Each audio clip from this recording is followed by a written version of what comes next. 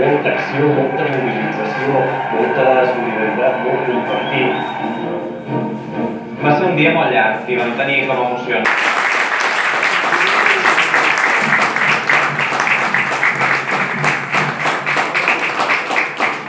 De la escuela, experta en Derecho Internacional, va a moderarlo.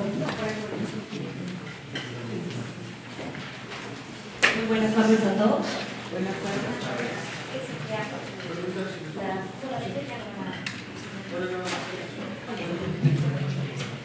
Ok, sí, buenas tardes a todos. Entonces cedemos aquí la palabra a Roberto para que nos dé algunos comentarios y después abrimos la sesión de preguntas y respuestas. Yo quería decir una cosa muy corta bueno, los compañeros que estamos aquí, la mayoría de los catalanes que estamos aquí no pudimos estar en nuestro país, ¿no?, en ese día. Y bueno, un día triste, no pudimos dormir por la diferencia horaria, pues claro, estábamos en la noche, bueno, algunos tuvieron la suerte de ir, otros no. y pues no dormimos en toda la noche porque nuestros hermanos, nuestros familiares, nuestros amigos nos enviaban, estamos en la escuela encerrados, viene la policía, otro hermano que estaba ahí con sus hijos, que estaba intentando resistir cargas policiales brutales en Lleida también, en todo el país, porque aquí salen 4 colegios, ¿no?, 2.300 casillas, ¿no? Y fueron atacadas muchas, ¿no? 230 casillas fueron clausuradas, más de 1.000 heridos, ¿no? Y bueno, fue un día muy emotivo y quería compartirlo con ustedes, ¿no? Y por otro lado, perdón,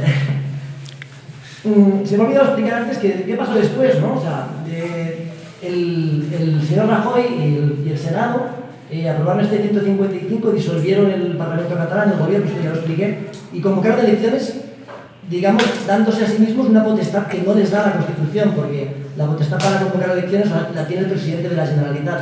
Entonces, esas elecciones las convocaron de manera tramposa, con candidatos encarcelados en el exilio, con un ambiente muy depresivo en Cataluña, porque a pesar de que se proclamó la independencia, pues no se llevó a cabo, y aún así, el 21 de diciembre hubo elecciones. Ese día sí estaba yo en Cataluña, aunque no pude votar, porque yo estoy empadronado aquí, en México, y el voto en el exterior pues, es muy difícil, ¿no?, para los que estamos aquí y los que están en otros países, por culpa de la legislación española, sobre todo. O sea, no. Entonces, ganó otra vez el independentismo. Entonces, claro, con una participación del 80% de los votos, los 3 partidos independentistas sumaron 49% del voto y 70 diputados. Han intentado boicotear la formación del gobierno, no se pudo investir a Puigdemont, que era el que tuvo más votos dentro de los partidos independentistas, que son 3 distintos. Tampoco se pudo investir a Jordi Sánchez, que fue el segundo propuesto, que está en la cárcel. Otro de los candidatos fue encarcelado mientras se desarrollaba el debate de investidura. Entonces, sí, el Turull. Y finalmente pues investió a Quim Torra, que es el actual presidente.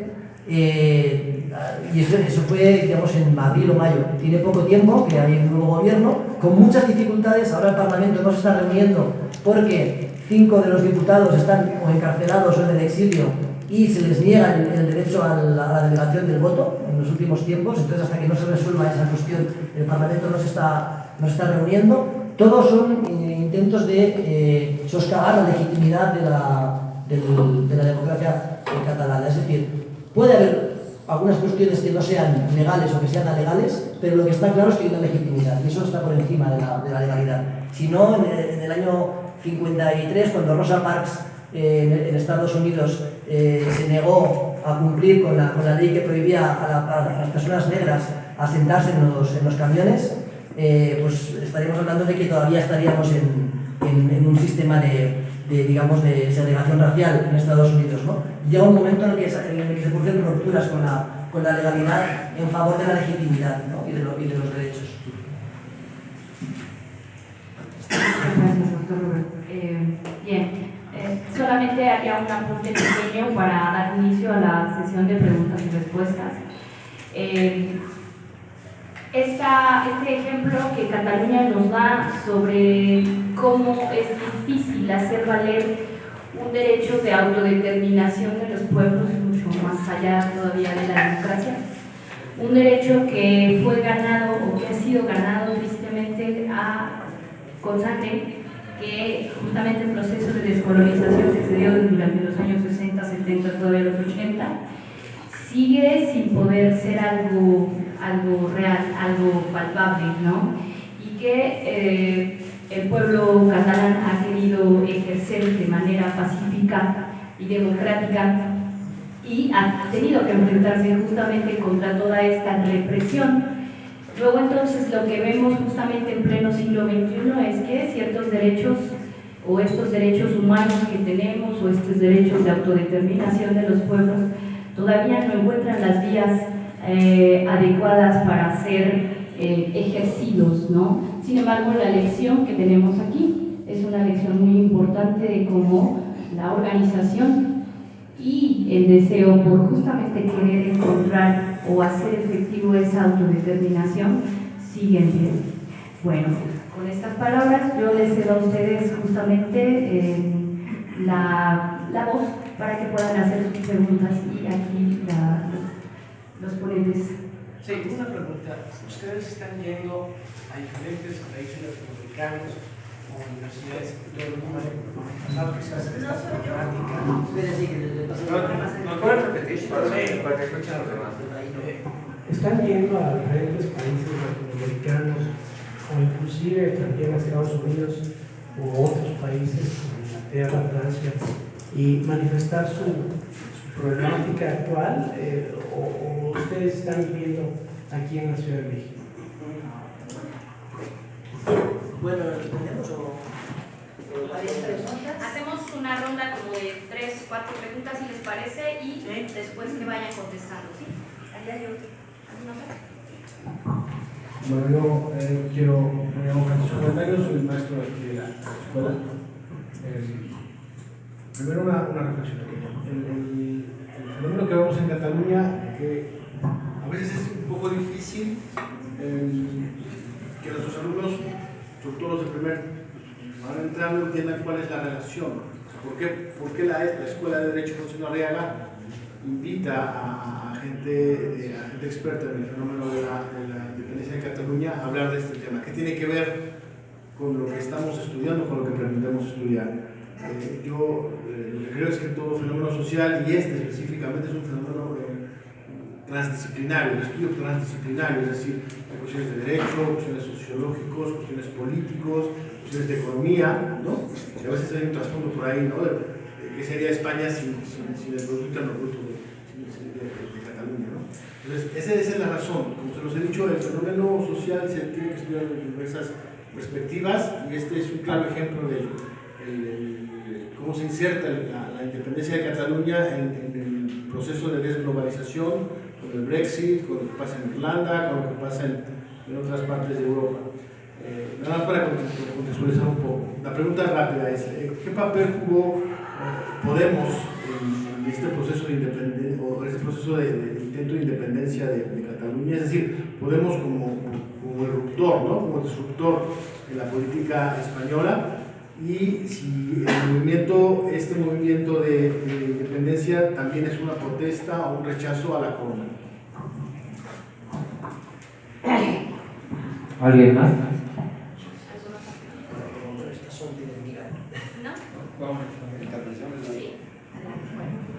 Por la primera, nosotros vivimos aquí.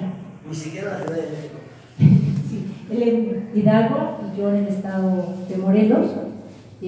Como se dijo al principio, soy hija de un exiliado catalán que en agradecimiento a México dedicó su vida a la cultura mexicana y a fortalecer a los escritores mexicanos. Fundó una editorial, y también la que está aquí al lado, y después ya se separaron, ¿no? Pero fundó varias editoriales.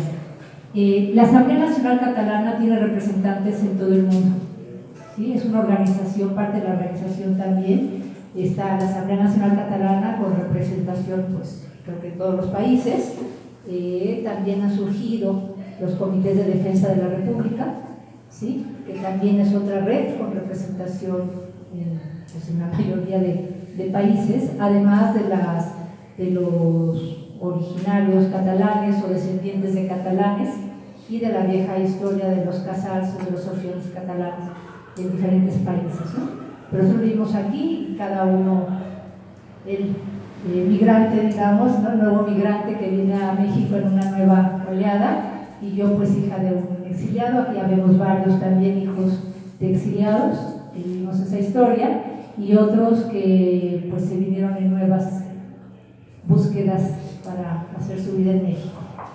Creo que el tema, además de lo que usted dice, es también muy importante para este colegio, esta escuela, el jurídico, que Rubén dio elementos, y allí es muy interesante profundizar y analizar, ¿no?, cómo se justifica en aras de una ley, ¿no?, algo que no lo tiene, y este tema de legalidad y la otra palabra, ¿no?, de realmente poder luchar por algo que te quiere. Sí, gracias, Luli. Sí, respecto a la interdisciplinariedad, claro, es que hoy hemos hablado más bien de temas jurídicos, ¿no? He intentado centrarme en eso, pero da para mucho todo lo que está pasando en Cataluña, da para debates de economía, de política, de sociedad civil, ¿no?, de movimientos sociales, porque es un movimiento social muy amplio. Y efectivamente, bueno, podríamos decir que hay una triple motivación para explicar, triple causa, ¿no?, de que el movimiento independentista sea tan grande en este momento. Una, pues es una cuestión efectivamente política, que es que hay una cuestión del derecho a decidir, ¿no? El 80% de los catalanes, independientemente de qué partido voten, y si están a favor o en contra, ya persistentemente quieren decidir sobre la relación con España, ¿no?, a nivel territorial, ¿no? Después hay una cuestión económica. No hay que negar que la crisis económica ha sido un factor, porque Cataluña, como digamos, parte del Estado español, sufre un trato fiscal que es bastante desigual.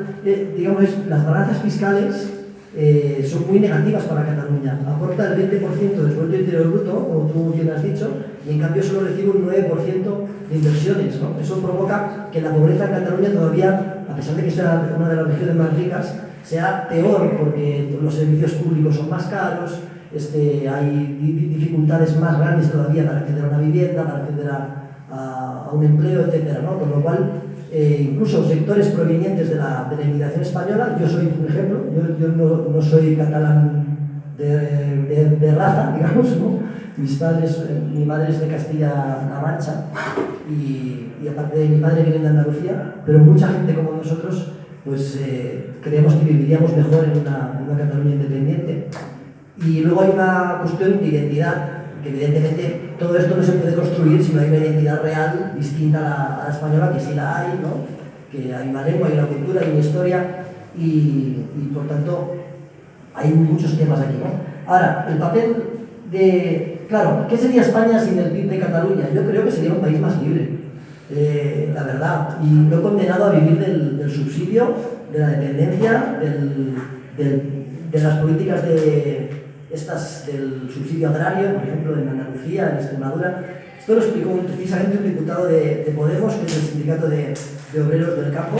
Explicó cómo funcionan los PER. El subsidio agrario es una manera de la élite española de mantener subyugado al pueblo español, ¿no? Y lo puede hacer porque tiene unas rentas que adquiere de una manera cuasi colonial de los territorios, digamos, desarrollados como Cataluña, ¿no? Si no tuviera esta manera de controlarlos, de hacer este clientelismo, probablemente el pueblo español también sería más libre. Entonces, el derecho la lucha del pueblo catalán no solo es para el pueblo catalán, yo creo que es para todo el pueblo español, para liberarse de un sistema oligárquico, de un sistema monárquico todavía. Todavía tenemos el jefe de Estado, no es escogido por el pueblo, eso no es democrático, es evidente, ¿no? Es decir, queremos una república. Entonces, el papel de Podemos, pues, bueno, a algunos nos ha decepcionado un poco, pero bueno, hay que decir que Podemos no ha apoyado evidentemente al gobierno español en en su deriva represiva, ¿no?, contra el pueblo catalán, más bien se ha mostrado favorable a que se resuelvan en un referéndum, ¿no? Cuando hablamos de gente favorable a la independencia y gente contraria, nunca suma 100, porque hay este sector que vota, de los votantes de Podemos, que no se manifiestan ni a favor ni en contra. Es decir, ellos que lo que querrían es una solución democrática, también se posicionan a favor de la libertad de los presos, pero desde mi punto de vista no han sabido ver o no han podido ver el potencial emancipatorio que tiene para todos los pueblos de España la cuestión catalana, ¿no? Y en ese sentido, pues sí me gustaría que dieran un paso adelante y aprovechar el empuje del pueblo catalán para una lucha más amplia por la República Española, ¿no? ¿Sería distinto si hubiera ganado Podemos, sin gobierno de eso? Sí, claro. Yo creo que sí. Distinto sí. No sé qué exactamente me hubiera pasado, pero distinto sí. Sí, creo que un elemento también muy importante es que de esa renta que se devuelve, digamos, en el tema fiscal, también están los candados para poder decidir qué hacer con el recurso, ¿no? Y en Cataluña hay una búsqueda siempre por inversión más alta en cultura y también en servicios sociales. Y esto pues también es una frustración al estarse cortando y cortando, y que ha ayudado a que no se acepte y se busque más la independencia. Yo recuerdo gente muy cercana a mí, sí, que primero es en la lucha por los estatutos y la autonomía, que además el gobierno la cortaba a pesar de referéndums donde se aprobaba no por Cataluña sino por España, y bloquearla y ir para atrás, y una reflexión que decían, bueno, independencia, ¿y por qué no? ¿Sí? Con la ayuda del gobierno español, ¿y por qué no? ¿Y por qué no? Y se fue creciendo, ¿y por qué no? No sería conveniente que para que fuera más participativo esto, no sería conveniente que para que fuera esto más participativo nos permitieran dar nuestra opinión lo más breve posible. Sí. ¿Qué nos parece eso? Adelante. ¿Qué les pareció el video? Sí, yo creo que llega en el momento histórico. O sea, ¿qué es lo que yo vería como estudiante de Derecho? Veo una empatía primero con la lucha del pueblo catalán, pero veo muchas similitudes con lo que está pasando en el país. Los dos son un momento histórico, se dan un primero, el de octubre, y aquí en julio. Y en los dos casos vemos situaciones muy particulares. Se trata de un pueblo sojuzgado, controlado, esclavizado, y a quien le quitaron su independencia a partir de la fuerza. Y desde entonces son una nación. Ahí está el origen de por qué buscar su libertad. La otra parte tiene que ver con algo que es similar a lo nuestro, la lucha por el sufragio como un elemento de liberación. Y no confiar, por lo que yo veo ahí, como aquí en México de los 11 magníficos, ellos no van a dar la razón y van a estar al acecho con la opinocracia para acabar con un proceso que empieza en este país. Entonces nos parece que tenemos que sacar una lección y entender que un movimiento de liberación no tiene futuro si no se ha sustentado en las masas, en la gente. Y hoy nuestro reto junto con movimientos como estos es esa fuerza electoral que se dio el 1 de julio. Tenemos la obligación de transformarla en una fuerza social. De otra manera, la situación va a ser mucho más complicada. Entonces yo veo mucha similitud y mucha simpatía en relación con los métodos de represión. Lo vivimos en Ateco, ¿no? Violaciones, asesinatos y la victimización de las víctimas. En el caso de Alexis de Numea, que con una bomba de estas que lanzan los granaderos, le revientan la cabeza y ahora resulta que es culpable. O el muchacho que iba transitando en una silla de ruedas, parapléjico, lo culpan de agresión, de golpes y estuvo en la cárcel. Es decir, ya habrá mucho que decir, no me quiero extender más, pero creo que hay una gran similitud y creo que llegan en el momento justo. ¿Cómo hacer que nosotros entendamos que tenemos que participar? Porque el cambio no se va a dar solo y la opinocracia junto con la oligarquía van a estar como en España, queriendo buscar quitarnos la libertad. Y bueno, pues evidentemente, ¿qué pensar de un sistema anacrónico con un rey que en lugar que, bueno, primero ya no tendría que estar ahí, pero si subiera tendría que ser parte de la solución y no del conflicto?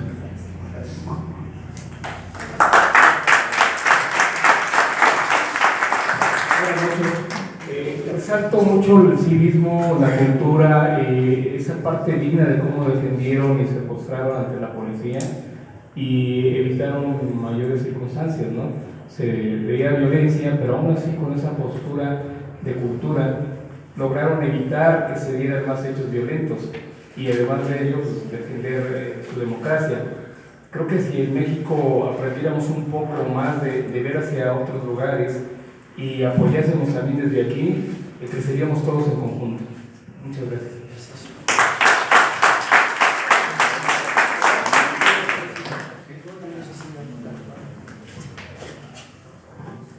Bueno, pues en primer lugar quiero felicitarlo porque siempre una imagen dice más que mil palabras. Yo creo que nos movió muchos sentimientos este video.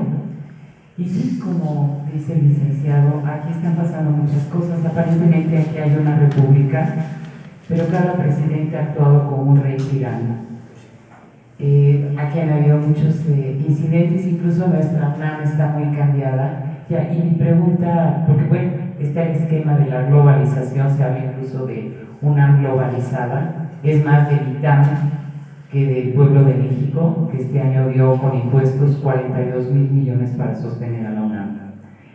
Ustedes saben que acaba de ocurrir a las puertas de rectoría un incidente que destapó 40 años de un coordinador de porros que en el video se ve claramente cómo lo dirige hacia los estudiantes.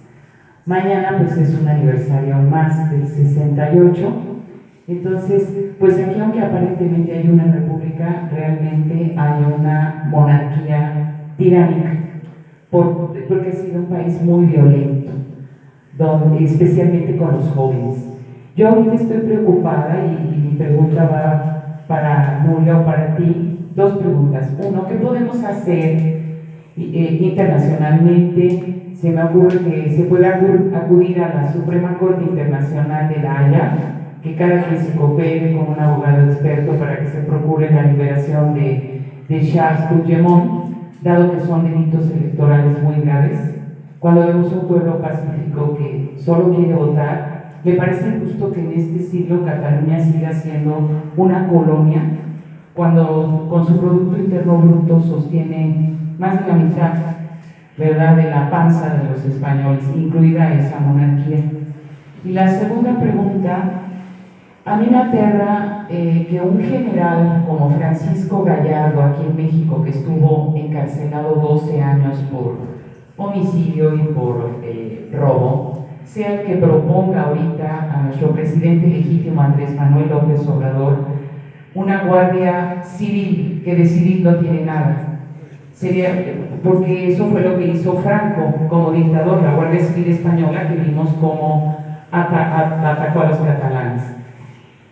¿Cómo podemos hacer también para las personas que sean cercanas, para las personas que buscamos un cambio en este país, para que Obrador pueda comprender y hasta ver este video de lo peligroso que es una llamada Guardia Civil, que precisamente en la Plaza de las Tres Culturas el sábado anunció que iba a estar integrada por marinos, por el ejército, PFP, y de civil no tiene nada, porque no hay ningún civil ahí, sino son las Fuerzas Armadas en medio de una ley de seguridad interior que aprobaron en diciembre, por la cual nos quitaron a los mexicanos los artículos 14 y 16 constitucionales, las garantías, para sustituirlas por sospechas racionales policíacas y militares. Esto me asusta.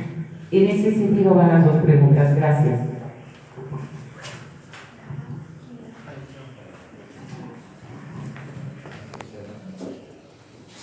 Bueno, yo debería dejarles a ustedes el micrófono, ¿verdad?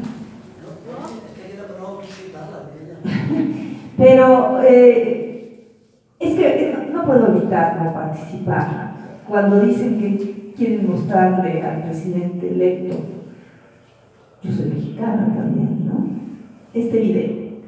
Yo tengo muchas cosas que decir en relación al derecho a decidir, en relación a la no separación de los poderes.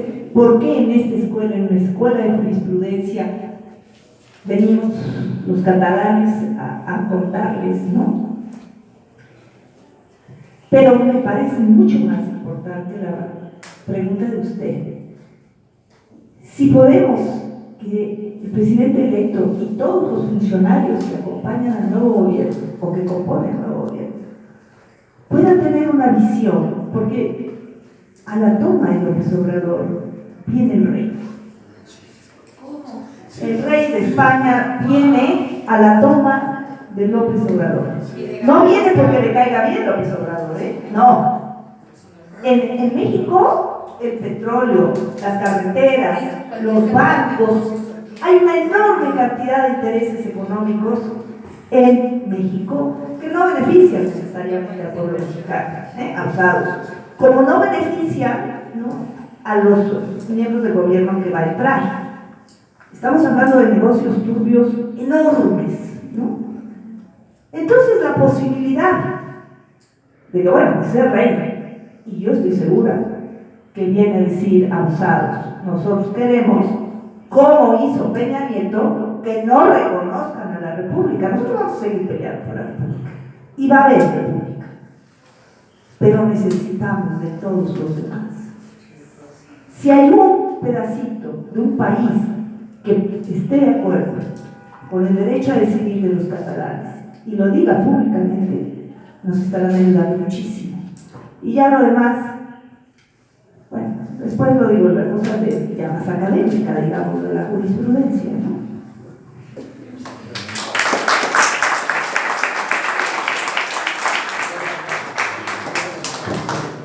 Sí, precisamente lo que comentó aquí la compañera.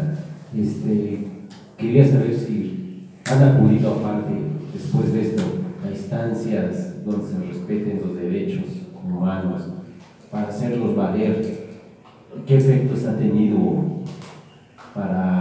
efectos positivos para los catalanes? ¿Qué efectos negativos ha tenido para España? Y si han sido realmente las vías idóneas, la presión jurídica que puedan ejercer ante esas instancias internacionales. Y si no, ¿qué puede quedar si ya no hay nada de eso? ¿Será acaso realmente levantarse en armas? Sí, es muy grotesco hablar de esto, es muy troglodita, si quieren verlo así, pero quizá Ucrania lo hizo en su momento ante la URSS, y los Países Bajos, algunos hicieron esto y se les respetó, primero mediante presiones políticas, presiones jurídicas, y posteriormente, la última instancia fue las presiones armadas hacia, en este caso, la Unión Soviética en su momento no fue. Quisiera saber nada más si va por ese camino estas actitudes. Cerramos entonces preguntas y respuestas y ya nada más ya, para que puedan dar contestación aquí. Bueno, pues sí nos emociona sus participaciones. Bueno, yo creo que una cosa muy importante es mayor información, mayor difusión. ¿Sí? Nosotros nos hemos enfrentado a ello, a veces las traducciones de catalán, pues no llega, lo que llega en español es El País y las réplicas que pueden hacer Televisa y otras Milenio. Sí. Entonces, mayor difusión, ¿no? Bueno, sería genial poder ver con ustedes y aprender y conocer también las relaciones de ustedes, la fuerza que tienen para cómo también nos ayuden a aprender y a saber y encontrar vías de mayor difusión.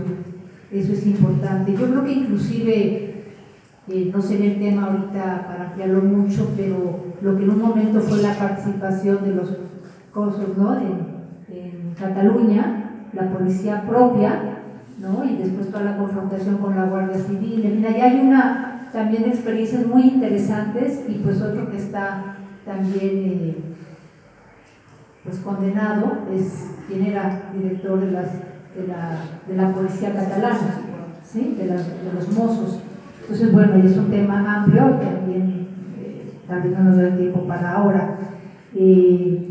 Dentro de la difusión no es, creo, nada más esto que vimos ahora en este video, como bien dices, verlo pues cambia muchísimo, pero también ha habido muchas más movilizaciones, una de ellas muy importante, que es la de ADA, los 11 de septiembre, que han sido impresionantes, ¿no? Ver cómo se movilizan, cómo se organizan, dices, wow, y ahí es un aprendizaje porque creo que lo que nos da fuerza en estos movimientos, como usted decía, es ver que se puede, ver en otros, seguir sumando, al menos tener esa energía, ese sentimiento de que vamos y podemos, ¿no?, lograr algunas cosas. No es fácil, no va a ser fácil.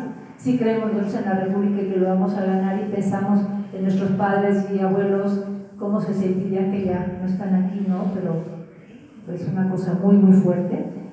Y de vías internacionales, la decisión, creo, aunque también ahí se pueden tener muchas opiniones, ¿no?, del gobierno, que una parte está encarcelada y Puigdemont y otra parte deciden irse al exilio, y que en un primer momento yo estaba también en Barcelona cuando dijeron ya nos derrotaron porque ahora ya está exiliado. No, creo que fue una buena medida para hacer una corriente de opinión también en la Unión Europea, donde, perdón por mucho que se quiera decir que es un movimiento civilizado, una estructura civilizada, hay también, es una estructura de poder, ¿sí? Y además de un poder que va, ¿sí?, hacia abajo, pero bueno, se están generando ahí algunas alianzas interesantes que tampoco están en nuestras manos, pero también una movilización jurídica a niveles internacionales para también demandar, ¿no?, al Estado español en diferentes niveles.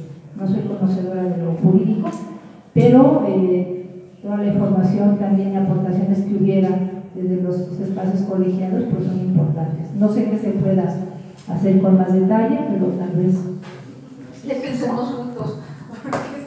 Pues sí, muchísimas gracias por las intervenciones. Yo también estoy de acuerdo con lo que han dicho de que hay paralelismos entre el 1 de octubre del año pasado y lo que sucedió aquí, la gran movilización electoral que hubo aquí en México, también sorprendente, ¿no? Porque pues sí, se preveía que podía pasar, pero no de manera tan contundente, ¿no? Y es que la población mexicana pues ha mostrado su hartazgo ante esta tremenda crisis económica, de seguridad, de derechos humanos, ¿no?, que está sufriendo el país. Sí, la corrupción, terrible, ¿no? También en España, pues el último presidente ha caído, yo creo que ha caído Rajoy por el tema catalán, aunque la corrupción ha sido la puntilla, ¿no?, digamos, que le ha acabado de, como dicen en los toros, que lo ha acabado de estocar, ¿no?, a Rajoy. Pero sí que el tema catalán lo ha pagado también, porque ¿hasta cuándo puede sostener un gobierno España con una de sus partes más importantes, digamos que sometida y carente de derechos fundamentales, ¿no?, de derechos democráticos, derechos civiles, derechos individuales? ¿Hasta cuándo puede sostener esto dentro de la Unión Europea? Entonces preguntaba, voy a intentar lanzar las respuestas, preguntaban por ahí ¿qué pasa con las instancias superiores, donde sí se respetan los derechos humanos? Pues pasa que son lentas, ¿no?, y que primero tienes que agotar la